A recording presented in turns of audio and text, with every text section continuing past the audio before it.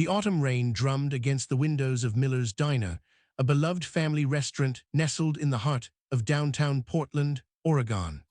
The warm glow of vintage pendant lights cast dancing shadows across red vinyl booths and checkered floors, creating the kind of atmosphere that had drawn locals for 3 generations. But tonight, the cozy ambience was about to be shattered by an encounter that would change everything. Robert Bobby Chen adjusted his tie nervously as he surveyed his domain from behind the counter. At 28, he was the youngest manager Miller's Diner had ever hired, and he felt the weight of that responsibility every single day. The Miller family had taken a chance on him when he graduated from business school, and he was determined to prove their faith wasn't misplaced. The restaurant's reputation meant everything to him, perhaps too much. Through the rain-streaked window, Bobby watched as a figure approached the entrance. The man moved with deliberate steps despite the storm, his weathered green military jacket hanging loose on his thin frame. A worn baseball cap shadowed his face, and Bobby could see the telltale signs of someone who'd been living rough. Dirt under his fingernails, clothes that had seen too many nights outdoors, the careful way he moved as if conserving energy. Before continuing, give this video a like and subscribe to discover more stories of heroes whose true value isn't written on their sleeves. The bell above the door chimed as James Murphy stepped inside, water dripping from his jacket onto the welcome mat. He was 45 years old, though life had carved lines into his face that made him appear older. His gray eyes, still sharp despite everything he'd endured, swept across the warm interior of the diner. The smell of fresh coffee and home-cooked meals made his stomach clench with hunger he'd been ignoring for days. Can I just sit for a moment?"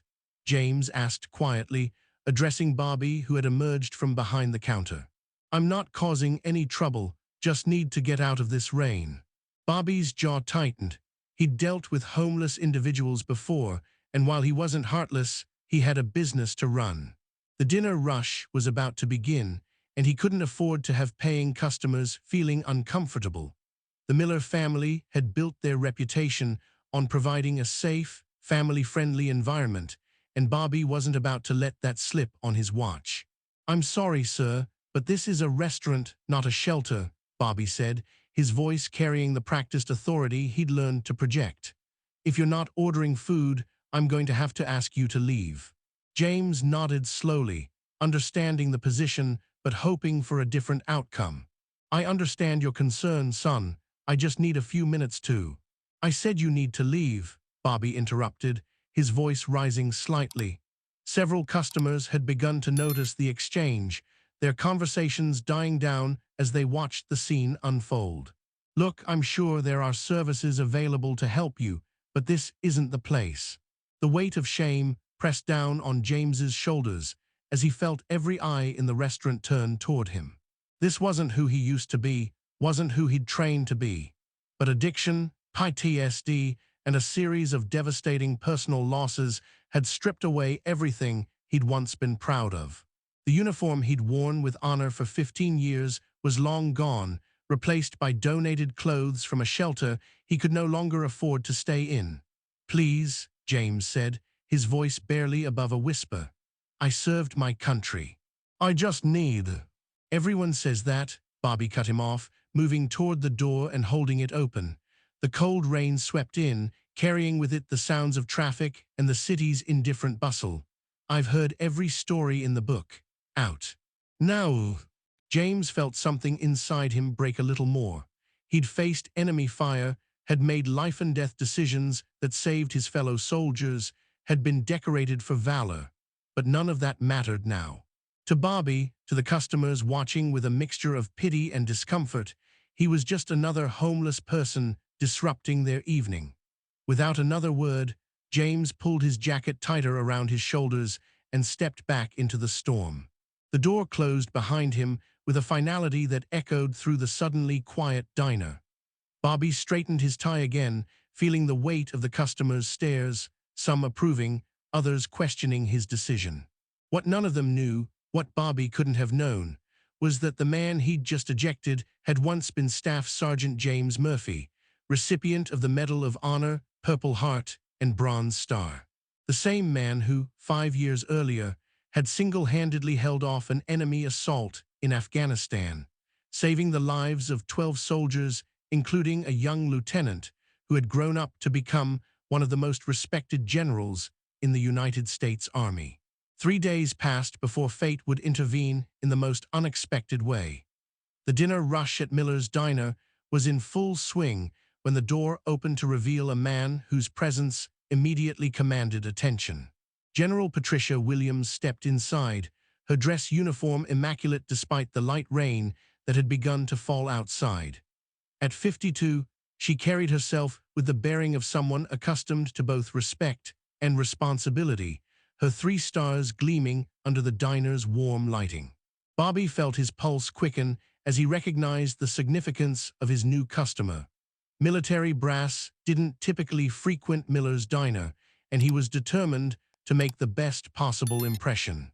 This could be exactly the kind of high-profile customer that would elevate the restaurant's reputation even further. "Good evening, General," Bobby said, approaching her table with his most professional demeanor. "It's an honor to have you dining with us tonight. Can I start you with something to drink?" General Williams smiled warmly, though Bobby noticed her eyes scanning the room with the automatic vigilance of someone trained to assess their environment. "Coffee would be perfect, thank you, black." As Bobby retreated to fetch her order, General Williams settled into her booth, her mind drifting to the ceremony she'd attended that afternoon. Another group of young soldiers heading overseas, their faces a mixture of determination and barely concealed fear.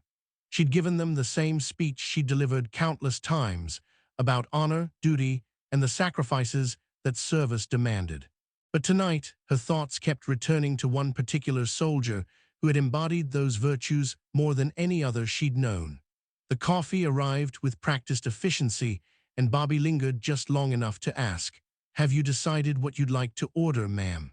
"The meatloaf looks good," she replied, then paused as something outside caught her attention. Through the window, barely visible under a broken streetlight, a figure in a green military jacket was huddled against the brick wall of the building across the street.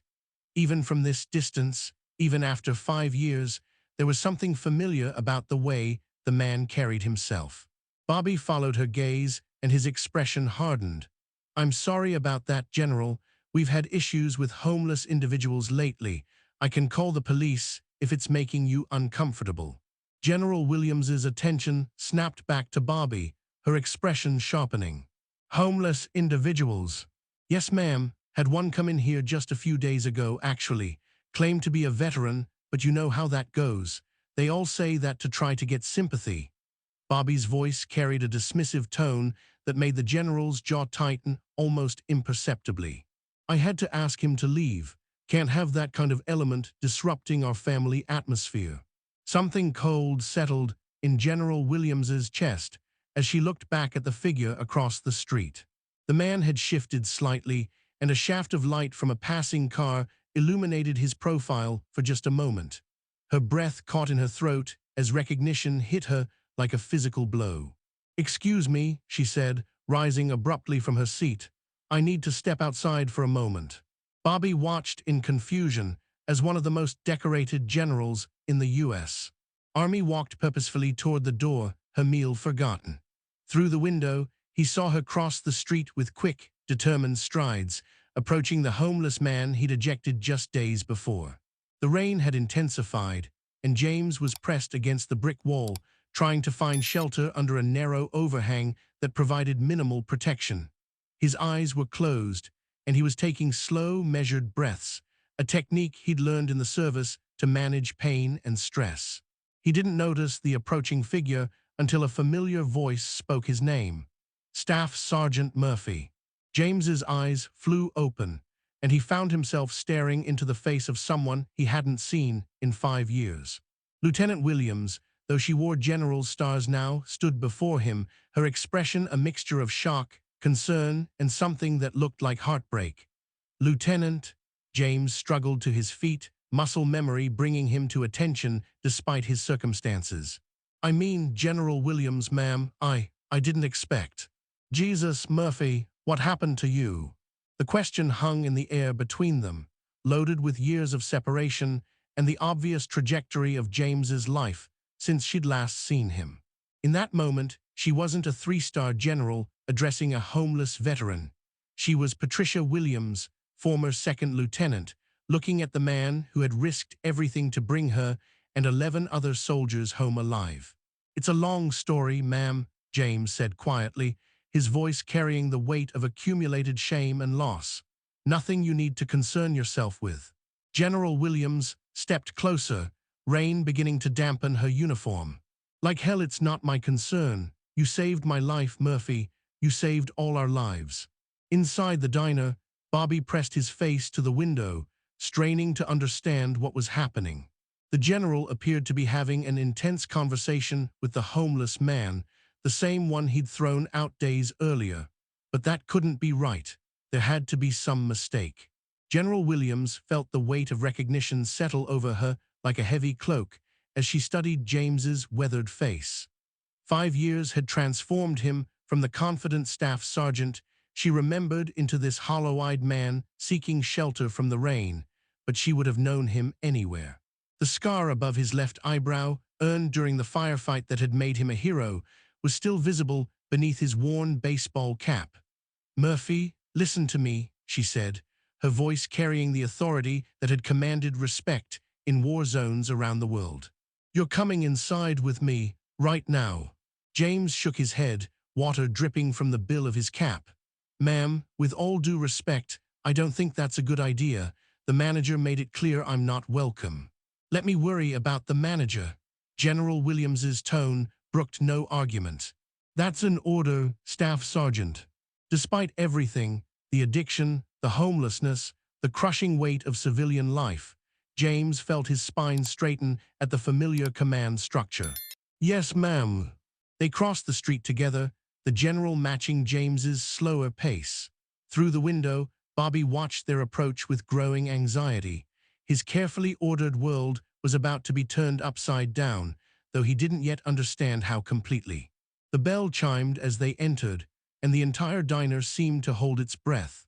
Conversations stopped mid-sentence as customers took in the sight of a decorated general escorting the homeless man they'd watched get ejected days earlier. Bobby stood frozen behind the counter, his mind struggling to process what he was witnessing. "This man," General Williams announced, her voice carrying to every corner of the restaurant, "is Staff Sergeant James Murphy, United States Army. Medal of Honor recipient, Purple Heart, Bronze Star with V device for valor." She paused, letting the weight of those words sink in. 5 years ago, in Afghanistan, Sergeant Murphy single-handedly held off an enemy assault for 47 minutes, allowing a medical evacuation helicopter to extract wounded soldiers from a compromised position. The silence in the diner was absolute. Bobby felt the blood drain from his face as the general continued. 12 soldiers owed their lives to this man's actions that day. I was one of them." Her eyes found Bobby's across the room, and he felt himself shrinking under her gaze. "And 3 days ago, someone in this establishment threw him out into the rain." James shifted uncomfortably beside her, unused to being the center of attention for anything positive. The shame he'd carried for years warred with a forgotten pride as he saw the faces around him transform from indifference to awe, from judgment to respect. "General Williams," James said quietly, "you don't need to do this. I understand their position. I know what I look like, what I've become." "What you've become," the general's voice rose slightly. "You're still the same man who ran through enemy fire to reach our position. You're still the same soldier who stayed behind to cover our retreat when you could have saved yourself first. The fact that you're struggling now doesn't diminish what you've done, what you've sacrificed." Bobby approached them slowly, his hands trembling slightly. The weight of his mistake was crushing, made worse by the realization that he'd acted out of prejudice rather than policy. "General, I didn't know if I had realized." "That's exactly the problem," General Williams cut him off. "You didn't know because you didn't want to know. You looked at this man and saw only what you expected to see, a problem to be solved, an inconvenience to be removed. You never bothered to look deeper. The restaurant remained silent, every customer absorbed in the unfolding drama. An elderly man in the corner booth had tears in his eyes, a Vietnam veteran himself. He understood the weight of service and sacrifice in ways that transcended generations. Sergeant Murphy served 3 tours of duty, the general continued, her voice steady but filled with emotion. He earned his decorations through actions that most people can't even imagine. When he came home, he struggled, like so many of our veterans do. The transition from military to civilian life broke him in ways that enemy bullets couldn't. James felt exposed under the attention, but also strangely liberated. For the first time in years, someone was telling his story, not the edited version that focused only on his fall, but the complete narrative that included his service, his sacrifice, and his humanity. "The night I threw him out," Bobby said, his voice barely audible, "he told me he'd served. I didn't believe him. Because you've been conditioned to see veterans as either heroes in uniform or failures in civilian clothes," General Williams replied. "There's no middle ground in your understanding, no recognition that the same person can be both a decorated soldier and a struggling human being." She turned to address the entire diner. "This man earned his medals by choosing others over himself again and again. The fact that he's experienced hard times since then doesn't erase that service. It makes it more meaningful, not less." The spell was broken by slow, deliberate applause from the elderly veteran in the corner. Others joined in, the sound building until the entire restaurant was filled with the rhythm of recognition and respect. James stood straighter, feeling something he hadn't experienced in years, not pride exactly, but a recognition of his own worth that had been buried under layers of shame and self-doubt. The applause wasn't for who he'd become, but for who he'd always been underneath the circumstances that had threatened to define him. As the applause died down, General Williams guided James to her booth, gesturing for Bobby to join them. The young manager sat heavily, still reeling from the revelation that had turned his understanding upside down. Around them, the other customers had returned to their meals, but the atmosphere in Miller's diner had fundamentally shifted. "Tell me what happened after you got home," General Williams said gently, addressing James. "The real story." James stared into his coffee cup. Bobby had quietly brought him one without being asked, gathering the courage to speak about things he'd kept buried for years. "The transition was harder than I expected, ma'am. The Army had been my whole life for 15 years. I didn't know who I was without the uniform." He took a sip of the coffee, savoring the warmth. "I got a job at a security company initially. Good pay, decent benefits, but the nightmares, the hypervigilance, I couldn't function in a normal office environment. Every loud noise put me on edge. I'd find myself checking exits, watching for threats that weren't there." Bobby listened intently, beginning to understand the complexity of what he'd failed to see days earlier. This wasn't just a homeless person seeking shelter. This was a decorated veteran whose service had cost him more than most people would ever comprehend. "The VA tried to help," James continued. "Therapy, medication, support groups, but I was too proud to admit how broken I felt inside. I started self-medicating with alcohol, then other things. Lost the job, then the apartment, my wife. She tried to help, but I pushed her away. Told myself I was protecting her from the mess I'd become." General Williams reached across the table and placed her hand over his. "You weren't protecting her, Murphy. You were punishing yourself." Maybe James's voice was barely above a whisper. "After Sarah left, things got worse fast. The drinking became constant. I lost touch with my kids, didn't want them to see their father like that. Ended up on the streets about 18 months ago." The silence stretched between them before Bobby found his voice. "I owe you an apology, sir, not just for the other night, but for every assumption I made about you. About veterans like you." James shook his head. "You don't owe me anything, son. I understand why you reacted the way you did. I've seen myself in mirrors. I know what I look like." "But that's exactly the problem," General Williams interjected. "We've created a society where we honor veterans in the abstract but ignore them in reality. We want our heroes clean and presentable, fitting neatly into our comfortable narratives about service and sacrifice. She turned to Bobby. Do you know what Sergeant Murphy did the day he earned his Medal of Honor? Bobby shook his head, completely absorbed in the story unfolding before him. Our convoy was ambushed in a narrow valley outside Kabul. The lead vehicle hit an IED, and we were taking fire from multiple positions. Murphy was in the rear guard, relatively safe. He could have stayed put, waited for backup. The general's voice grew stronger as she relived the memory. Instead, he moved forward under heavy fire, reaching the disabled vehicle where 4 soldiers were trapped. He pulled them to safety one by one, then held the position while the rest of us evacuated. James shifted uncomfortably. General, you don't need to. Yes, I do. Her tone was firm. He took shrapnel in his left shoulder and kept fighting. A bullet grazed his head, that scar above his eye, and he kept fighting. For 47 minutes, he held that position alone, giving us time to organize a proper extraction. Bobby felt a profound shift in his understanding, not just of James, but of his own prejudices and assumptions. What happened then? The ceremony at the White House, James said quietly. Medal of Honor presented by the president. My whole family was there, my parents, Sarah, the kids. I felt like I was on top of the world. But ceremonies end, General Williams said. The real challenge was coming home to a world that expected him to be the same person who left, just with some new hardware on his uniform. The thing is, James continued, people see the medal and think it made everything better.